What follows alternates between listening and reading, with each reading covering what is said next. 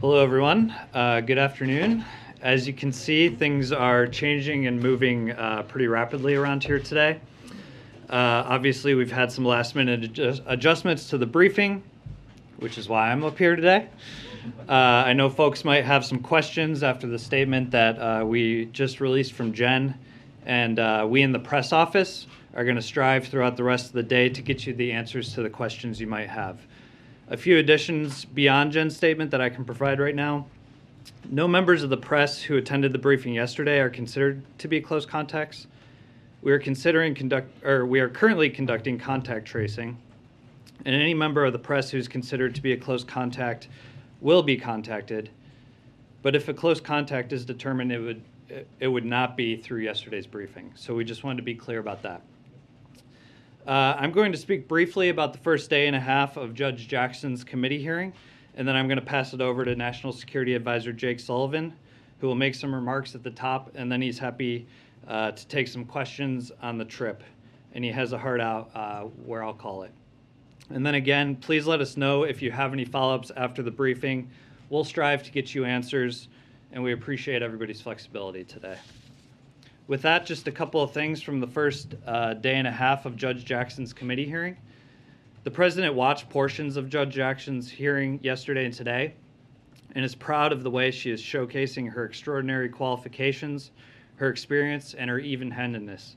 Her dedication to following the facts, the law, and our Constitution as an independent judge is clear. He was also moved by the grace and dignity she has shown, the deference to senators, and the level of detail she is offering, reinforcing the value of her experience, her intellect, and the strength of her character. The president was particularly struck when, reacting to Senator Leahy raising the broad support she had received from the law enforcement community, Judge Jackson spoke about her family members who have served as police officers, saying, "I know what it's like to have loved ones who go off to protect and to serve, and the fear of not knowing whether or not they're going to come home again because of crime in the community. Those are not abstract concepts or political slogans to me." As a former chairman of the Judiciary Committee, President Biden also appreciated her respect for the intent of lawmakers and the text of the law. He appreciated Judge Jackson's commitment to stay in the lane of judges prescribed by the Constitution and her highlighting the importance of precedent. He was also struck by how she swiftly dismantled conspiracy theories put forward in bad faith. They've been debunked by numerous fact checks, experts, and the record itself. In selecting Judge Jackson, President Biden sought the opinions of Republicans and Democrats who made clear they wanted someone of deep experience in the mold of Justice Breyer. Today's testimony and Judge Jackson's endorsements by leading conservative jurists and some of the biggest law enforcement organizations in our country make clear she is indeed in Justice Breyer's mold. And with that, I'll turn it over to Jake, who has a topper for you, and then he'll take some questions. Thanks.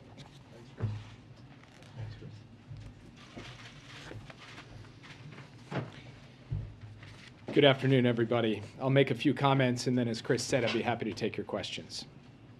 The President is heading to Europe tomorrow to reinforce the incredible unity we built with allies and partners in response to Russia's brutal invasion of Ukraine, and to consult on next steps. Let me take a moment to set the context for this trip.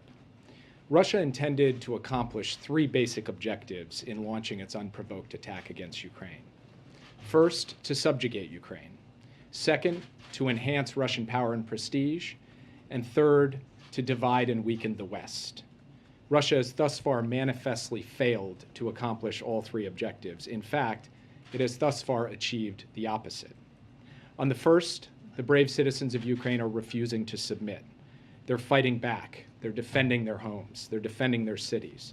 And although Russia may take more territory in these brutal military operations, it will never take the country away from the Ukrainian people. On the second, Russian power and prestige has been badly depleted. The Russian military has dramatically underperformed. The Russian economy has been rocked by powerful sanctions. The Russian high-tech and defense sectors are being choked off from key inputs. And Russia is a pariah in the international community. On the third, the nations of the free world are more united, more determined, and more purposeful than at any point in recent memory. For our part, since President Biden in the United States began warning the world of impending Russian aggression back in November, we have clearly and consistently pursued 3 lines of effort. First, help Ukraine defend itself by supplying weapons and military equipment. Second, impose severe and escalating economic costs on Russia through the application of unprecedented sanctions in close coordination with allies and partners in Europe, the Indo-Pacific, and other parts of the world. And third, fortify NATO and the Western Alliance by enhancing our force posture on the eastern flank and making our allies more resilient against other forms of Russian aggression. We've made decisive moves on all 3 fronts, and President Biden's trip will involve further actions on each of these 3 fronts. He will attend an emergency NATO summit, joined by the leaders of the other 29 NATO allies. He will join the G7 leaders, and he will address the 27 leaders of the European Union at a session of the European Council. He will have the opportunity to coordinate on the next phase of military assistance to Ukraine. He will join our partners in imposing further sanctions on Russia and tightening the existing sanctions to crack down on evasion and to ensure robust enforcement. He will work with allies on longer-term adjustments to NATO force posture on the eastern flank. He will announce joint action on enhancing European energy security and reducing Europe's dependence on Russian gas at long last. He will announce further American contributions to a coordinated humanitarian response, to ease the suffering of civilians inside Ukraine, and to respond to the growing flow of refugees. From Brussels, President Biden will travel to Poland, where he will engage with U.S. troops who are now helping to defend NATO territory, and he will meet with experts involved in the humanitarian response. He will also hold a bilateral meeting with President Duda of Poland. I'll leave further details on the schedule and program for each of these aspects of the trip to our trustee communications and press team. Let me close with this. There will be hard days ahead in Ukraine, hardest for the Ukrainian troops on the front lines and the civilians under Russian bombardment. This war will not end easily or rapidly. For the past few months, the West has been united. The President is traveling to Europe to ensure we stay united, to cement our collective resolve, to send a powerful message that we are prepared and committed to this for as long as it takes, and to advance our response on all 3 critical fronts that I've described: helping the Ukrainian people defend themselves, imposing and increasing costs on Russia, and reinforcing the Western Alliance. And with that, I'd be happy to take your questions. Yeah. The Russians and the Hungarians seems to be reluctant on imposing a ban on importing Russian oil and gas. Will this weaken the sanctions? And what do you call on the groups that the president is going to meet to expel Russia from the G20, of course, group? And do you think that an agreement with Iran could be reached without Russia? So when the president announced that the United States was going to ban the import of Russian oil and gas, he was very clear. He said that the United States is uniquely positioned. We are an energy producer. We can do this. We can take this step of banning the import of Russian oil and gas and coal and be able to withstand it, have resilience against it. But he also recognized quite explicitly in that statement that some of our European allies and partners would not be able to follow suit, and he was not going to pressure them to do so. From his perspective, what we have achieved with our European partners in terms of financial sanctions, export controls, and other measures to hit the Russian economy hard have had unprecedented impact on a large economy at a scale we have never seen before. And so he believes that that is, in fact, increasing the costs on Russia. It is sharpening the choice for Russia. And he feels very good about where things stand today in terms of the unity and resolve of the Western Alliance on sanctions. And as I mentioned in my opener, we will have more to say on sanctions in the coming days. On the question of the G20, I will just say this. We believe that it cannot be business as usual for Russia in international institutions and in the international community. But as for particular institutions and particular decisions, we'd like to consult with our allies, consult with our partners in those institutions before making any further pronouncements. Finally, we believe that if there is an Iran nuclear deal that meets the standards the president has set, to verifiably block the pathway of Iran to get to a nuclear weapon and put this program back in the box after President Trump let it out of the box when he left the deal back in 2018, we will do that deal because we believe it is in the American national security interest to do so, but we will not do that deal until it meets those objectives. Yeah. Thank you very much. If you said anything more about the sanctions, you did just say further sanctions. If there's anything more about what areas that could be, and that would be great.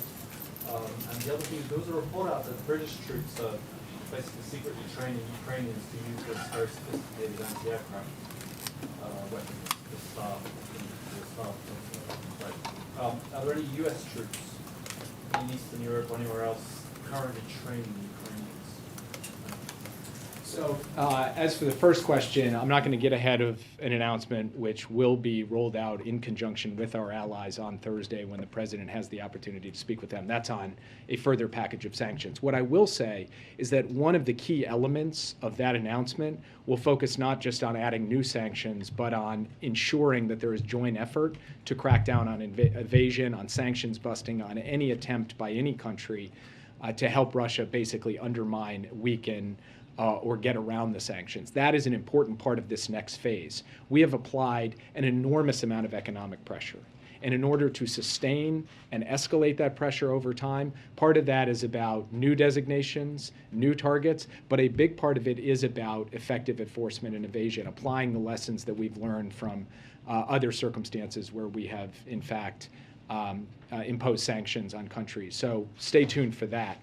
On the question of U.S. troops, we do not have U.S. troops currently training Ukrainians. We do not have U.S. troops on the territory of Ukraine. We do, of course, have U.S. troops defending NATO territory, providing reassurance to our allies, deterring Russian aggression. And of course, the United States is playing a key role, not just in the direct provision of military equipment to Ukraine, but in the facilitation of military equipment provided by many of our allies as well. Yes. Thanks, sir. Two questions quickly. Moments ago, you said at the beginning that Russia would never take Ukraine. But does the president believe that Ukraine can win a military victory here? And if so, why haven't we heard that from him thus far? And then my second question is, with regards to Russia and partnership with the United States and certain institutions, what does the president hope that Russia can bring to the Iran nuclear deal? What do they have to bring to the table after they've rightfully been made a pariah on the world stage? So I can describe to you what happened with the Joint Comprehensive Plan of Action back in 2015. One of the key roles that Russia played in the implementation of that deal was that Russia actually accepted the enriched uranium from Iran so that Iran's stockpile stayed below 300 kilograms total, meaning that stockpile was so small that Iran could not swiftly break out to a nuclear weapon. That is a key part of how we ensured that Iran's nuclear program was in a box. Now, we don't have to rely on any given country for any particular element of the deal, but that is a role that Russia played in the past, a practical role that didn't have necessarily political significance, but did have that practical significance. What I said was that Russia's never going to take Ukraine away from the Ukrainian people. It's never going to be able to subjugate the Ukrainian people. That was not a statement about a particular slice of territory that a Russian advance could occupy for a period of time, or about a particular battle that some Russian element could win. I would refer you over to the Pentagon in terms of the best military analysis for how particular battles and particular fronts will play out. But what I will say this, whether Russia takes a city or takes a town or takes more territory, they are never going to be able to achieve the purpose that they set out, which was to subjugate this country, to bring this country to heel, because the Ukrainian people have made very clear that they will not be subjugated no matter what it takes. Yes. Jim, thank you for being here. But to follow up on that question, is it the policy of this government that Ukraine should win this? It should eject Russia and regain its sovereignty and its freedom? We've said from the outset that we are unwavering in our commitment to Ukraine's sovereignty and territorial integrity.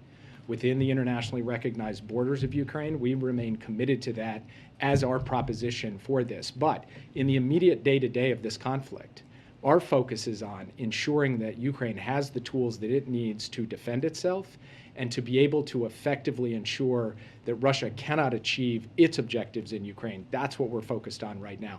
But on the basic proposition of of Ukraine's sovereignty and territorial integrity. From day one of the Biden administration, we have not wavered an inch on that. Yes. On Article 5 and any cyber attack that comes now, obviously Russians have done it before. It wasn't an Article 5 issue then. Does something in Ukraine now change the contour of a cyber attack against any member nation of NATO become an Article 5 issue?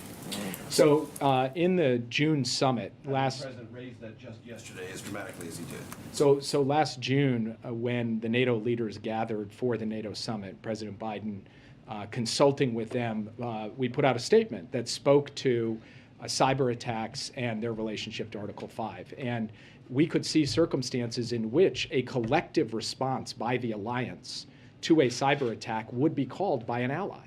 That is absolutely something where we and other countries could bring capabilities to bear to help a country both defend itself and respond to a particular cyber attack. Now, that's not necessarily the same thing as a military response. That response could take many different forms. But we have made clear through NATO documents now, not just last year, but going back years, that cybersecurity is an alliance issue. It is an issue where collectively NATO is prepared to pull together both to enhance resilience, enhance defenses, and if necessary, use the appropriate tools to respond. Thanks, Dick. It's been just over a week since you met with your Chinese counterpart, a couple days since the president spoke with President Xi. Have you seen any indications that China will or will not provide assistance to Russia?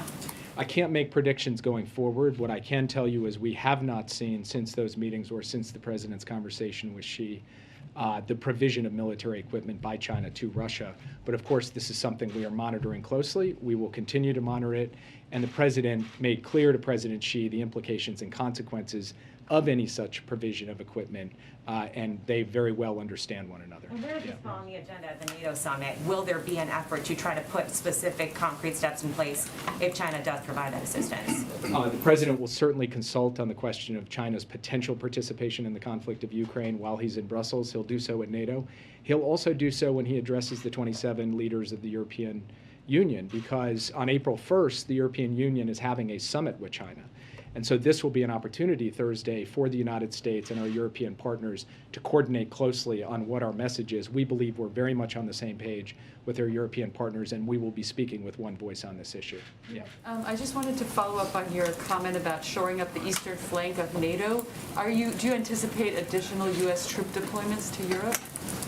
Well, I think there are two issues that are important to lay out. One is what's required in the immediate term. And right now, the Secretary of Defense, Supreme Allied Commander Europe, believe that they have effective posture today for what's necessary today. But of course, that could evolve in the coming days and weeks depending on Russia's actions and depending on the overall threat picture. The second is, what is the longer term force posture? Not just for this contingency, this emergency, this invasion, but over the course of time. That is something the president will discuss with his allies at the NATO summit on Thursday. And if I might ask a quick follow-up on Russian troop casualties. Russian media reports that the outlet blamed on hackers in the EU suggested that almost 10,000 Russian servicemen have been killed and 16,000 have been wounded in Ukraine. Is your assessment that that number is realistic, or how bad do you think the casualty situation is for Russia?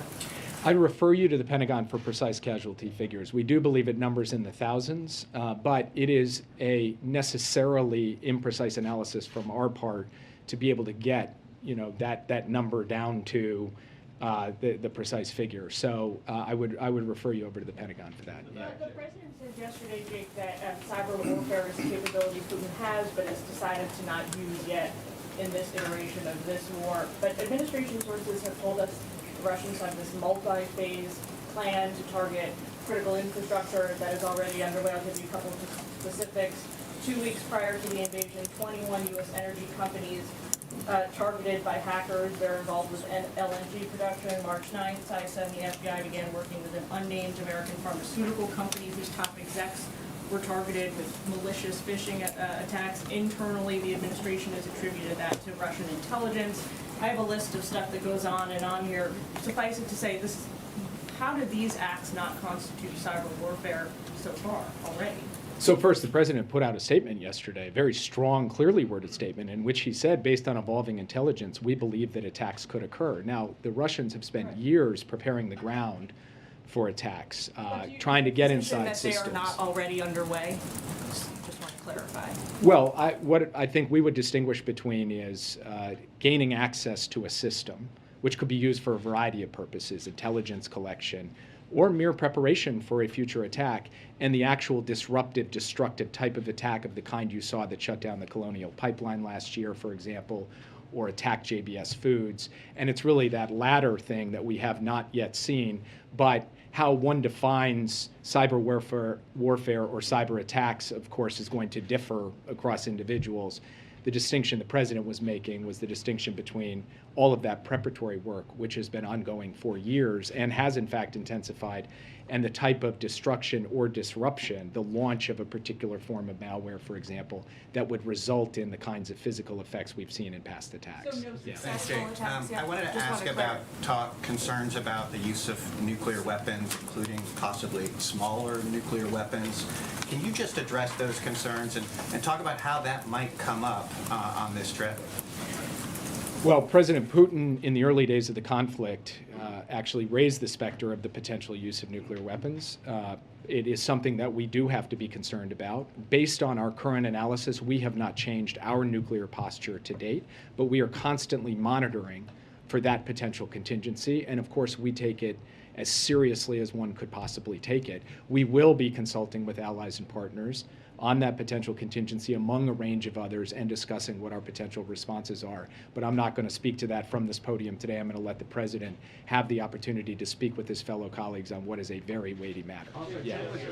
Are Vladimir Putin's days numbered, Jake? Are Vladimir Putin's days in power numbered? From our perspective, what happens with respect to the Russian political system is something that will be worked out inside Russia. What we can do is put forward our basic 3 lines of effort. That's what we're doing, helping the Ukrainians defend themselves, fortifying the NATO alliance, and imposing costs and consequences. We got time for one more. I have 2 questions on Russia and North Korea and China. There is a report that the North Korea's cyber hacking organization is related to Russian's cyber criminal organizations. Do you have any information on that? And I follow up next. I'm sorry, can you just repeat the question? Yes. North Korea's cyber hacking organization is related to Russian's cyber criminal organization. Do we have any information on this? All I can say generally is that North Korea's cyber capabilities have been manifest in the world, and they work with all kinds of cyber criminals around the world, including Russian cyber criminals. I've got nothing further for you on that today. Yeah, I'll take 1 minute. Do you have any comments or expectations on the meeting between President Xi and President Zelensky that's scheduled to happen soon? Sorry, I told her that I would call on her, so I've got to let her ask the question. What does the president hope to accomplish when he's in Poland, and why did he feel that it would be helpful for him to go to Warsaw at this time, particularly when the vice president was there less than 2 weeks ago? So first, Poland has taken the brunt of the humanitarian impact outside of Ukraine in terms of the refugee flows. Poland is where the United States has surged a significant number of forces to be able to help defend and shore up the eastern flank. Poland has to contend not just with the war in Ukraine, but with Russia's military deployments to Belarus, which have fundamentally changed the security equation there. And so for all of those reasons, we feel that it is the right place for him to go, to be able to see troops, to be able to see humanitarian experts, and to be able to meet with the frontline and very vulnerable ally. So I'll leave it at that, guys. Thank you. Is he meeting with refugees?